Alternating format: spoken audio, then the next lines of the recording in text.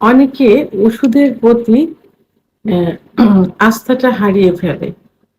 কারণ অ্যা যৌন অক্ষমতার যে পুরুষের মেন যে হরমোন টেস্টোস্টেরন হরমোন কমে গেলে হয়, এই ধারণাটা অনেকের নেই, অর্থাৎ অনেকে বোঝে না। সবারই ধারণা যে হস্তমৈথুন করার কারণে, স্বপ্নদোষের কারণে অথবা প্রসবের সঙ্গে অজানাভাবে ধাতু বের হয়ে যেয়ে মনে হয় যৌন অক্ষমতা হয়। তবে এই ধারণাটা যে একেবারে এ মা ভুল সেটা না। হস্তমৈথুন ইসলামের দৃষ্টিতে সম্পূর্ণ নিষিদ্ধ। তারপরেও মাসে যদি ৩ থেকে ৪ বার করা যায় সেটা কিন্তু কোনো ক্ষতির মধ্যে আসে না। অর্থাৎ সেক্সুয়াল লাইফ এ সেভাবে প্রভাব ফেলে না। কিন্তু যখনই এটা নেশায় পরিণত হবে অর্থাৎ অভ্যাসে পরিণত হবে তখনই কিন্তু ক্ষতিকর। অর্থাৎ যেকোনো জিনিস অতিরিক্ত হয়ে গেলে সেটাই ক্ষতি। তো সেক্ষেত্রে দেখা যায় অতিরিক্ত হস্তমৈথুন, অতিরিক্ত বিছানায় ঘর্ষণ, অতিরিক্ত আ স্বপ্নদোষ, অতিরিক্ত যৌন মিলন ইত্যাদির কারণে কিন্তু যৌন অক্ষমতা আসে। তো এখানে পুরুষের লিঙ্গ নিয়ে যে আলোচনা করব সেটা হলো যে পুরুষের লিঙ্গ সাধারণত বড় হয় কখন? পুরুষের যৌবন শুরু হয় ১২ থেকে ১৩ বছর বয়সে।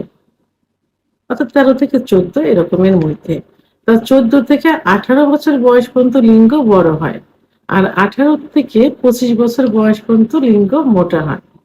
তো এই সময়ের মধ্যে চলে লিঙ্গের উপরে বিভিন্ন অত্যাচার। অর্থাৎ যৌন যে অত্যাচারগুলো হয় এর উপর দিয়ে চলে।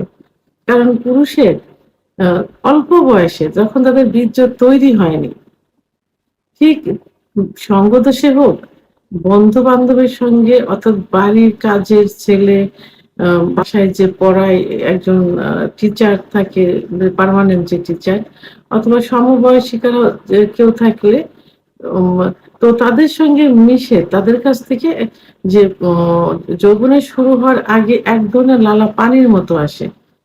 এখন লিঙ্গেতে হাত দিলে পানিটা এসে একটু সুখ অনুভব হয়। এই সঙ্গদোষে এইগুলো তারা বুঝতে হয়। তখন থেকেই তাদের অভ্যাস হয়ে যায় হস্তমৈথুনের এবং খুব বেশি পরিমাণে হয়ে থাকে। আবার বিছনায় ঘর্ষণ দিয়ে বীর্যপাত করলে লিঙ্গের গোড়ায় অসংখ্য শিরা থাকে। সেই শিরাগুলো কি হয়? লুজ হয়ে যায় অনেক সময় আ ২-১ টা চিরেও যেতে পারে। কারণ ঘর্ষণের কারণে লিঙ্গের মাথাটা বালিশ, কোল বালিশে পড়ে। কিন্তু প্রেশার আসে কিন্তু লিঙ্গের গোড়ায়। যেমন একটা গাছে পেলা দিলে পড়ে যাচ্ছে গাছটা পেলা দিচ্ছে। তো ওই যে গাছের যেখানে পেলা দেওয়া ওখানে কিন্তু কিছু হবে না। যেখানে গুড়া থাকে, যে গুড়ার উপরে ভর দেওয়া থাকে সেখানের মাটি কিন্তু সরে যায়। তাহলে মা ঘর্ষণ দিয়ে বীর্যপাত করলে লিঙ্গের সবথেকে বেশি ক্ষতি যেটা একবারে বোঝা যায় না, ধীরে, ধীরে বোঝা যায়। আবার এখন সমকামিতা করে থাকে। তো সমকামিতা, অতিরিক্ত স্বপ্নদোষ, অতিরিক্ত যৌন মিলন ইত্যাদির কারণে লিঙ্গের খর্বতা চলে আসে। লিঙ্গ আস্তে, আস্তে ছোট হয়ে যায়। মনে হয় কচ্ছপের মতো ভিতরে ঢুকে যাচ্ছে নিস্তেজ অবস্থায়। এবং যখন শক্ত হয় দেখা যায় মাঝখানে একটু আ মানে ভাঁজ পড়ে যাচ্ছে।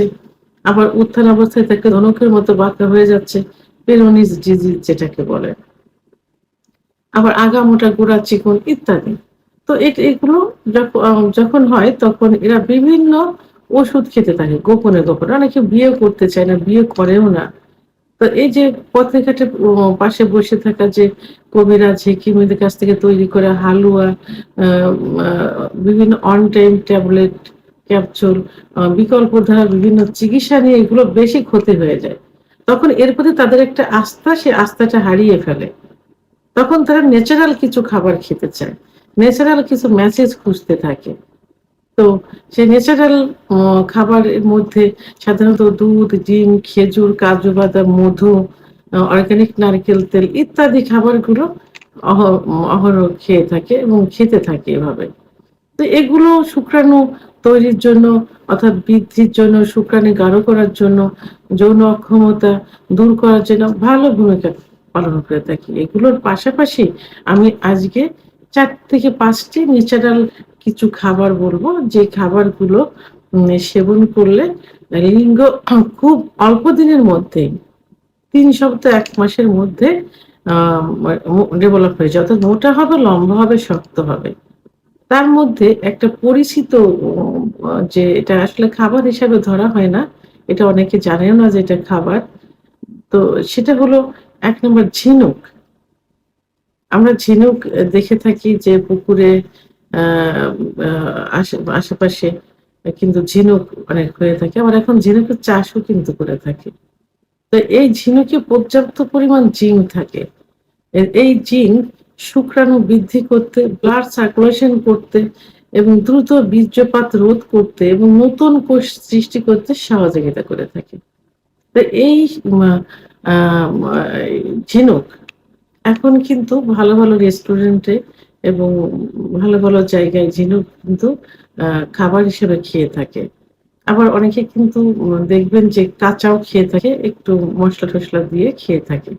তো এই ঝিনুকটা আপনারা প্রতিদিনের খাবারের তালিকায় মানে পার্সোনালি ফ্যামিলির অনেকে হয়তো এটা খাবে না। এই রোগের জন্য, এইটার জন্য, এই যে সমস্যাটা হচ্ছে, এই সমস্যার জন্য আপনারা প্রতিদিন রান্না করেও খেতে পারেন অথবা কাঁচাও খেতে পারেন। কিছুদিন খেলে দেখবেন যে এই লিঙ্গ মোটা এবং শক্ত হয়ে যাবে, বড় হয়ে যাবে। ২ নম্বর যেটা সেটা হলো অ্যাসপারাগাস। অ্যাসপারাগাসে পর্যাপ্ত পরিমাণ ভিটামিন থাকে এবং খনিজ লবণ থাকে। ফলিক অ্যাসিড, পটাশিয়াম, ম্যাগনেসিয়াম আ পর্যাপ্ত পরিমাণ থাকে যেটা শুক্রাণু বৃদ্ধি করতে সহযোগিতা করে থাকে, ব্লাড সার্কুলেশন বৃদ্ধি করে এবং আ আ নতুন কোষ, লিঙ্গের নতুন কোষ তৈরি করে থাকে। লিঙ্গ শক্ত করে, মোটা করে। তো এই অ্যাসপারাগাস এভাবে যদি খাওয়া যায় তাহলে লিঙ্গ খুব অল্প দিনের ভিতরে কি হবে? মোটা হবে, শক্ত হবে, লম্বা হবে। ৩ নম্বর যে খাবার সেটা হলো আ কলিজা। কলিজা কিন্তু খুব পরিচিত একটা খাবার এবং অনেকের কিন্তু খুব প্রিয় খাবার। যখন আ মাংস কিনতে যায় বাজারে, খাসির মাংস, গরুর মাংস, তখন মাংসের সঙ্গে কিন্তু সবাই একটু কলিজা নেয়। আবার অনেকে কি করে ওই শুধু কলিজাও কিনে খেয়ে থাকে। তবে হ্যাঁ, অবশ্যই এটা সংরক্ষিতভাবে যেটা থাকে সেটা খাওয়া যাবে না। এটাতে ক্ষতির পরিমাণ কিন্তু বেশি হবে। কারণ আ বিভিন্ন আ নতুন, নতুন বিভিন্ন রোগও তৈরি করবে। কলিজায় ভিটামিন এ থাকে পর্যাপ্ত পরিমাণে। অথবা আ অর্থাৎ কলিজাতে জিঙ্ক থাকে। আর এই কলিজাতে কিন্তু ব্লাডটা তৈরি হয় কিন্তু। তো এই কলিজা যদি এই খাবারের তালিকায় নিয়মিত একটু রাখা হয়, অ্যা তাহলে খুব দ্রুতই শুক্রাণু বৃদ্ধি পেয়ে যাবে, যৌন ক্ষমতা বৃদ্ধি পেয়ে যাবে, দ্রুত বীর্যপাত রোধ করবে, উত্থানজনিত সমস্যার সমাধান করবে। অর্থাৎ ব্লাড সার্কুলেশনটা বেড়ে যাবে। নতুন কোষ তৈরি করবে। এজন্য টাটকা ওই সংরক্ষণ করে যেগুলো রেখেছে এগুলো না খেয়ে টাটকা কলিজা খেতে হবে। অর্থাৎ এটা আ খাসির, গরুর এই জাতীয় কলিজায় সবথেকে বেশি উপকার আসবে। আরেকটি প্রধান খাবার, এই খাবারটি সম্পর্কে সবাই কিন্তু একটু কম বেশি ধারণা আছে এবং অনেকের প্রিয় খাবার। গ্রামে কিন্তু এই খাবারটা বেশি হয়ে থাকে। কারণ মাঠে এ এর চাষটা হয়ে থাকে বেশি। সেটা হলো মিষ্টি আলু। আমরা সাধারণত গোল আলু খাই। গোল, গোল যে আলু, আরেকটা আলু আছে মিষ্টি লম্বা যেটা লাল হয়ে থাকে, সাদাও হয়ে থাকে। তো এই আলুতে পর্যাপ্ত পরিমাণে ভিটামিন এ থাকে।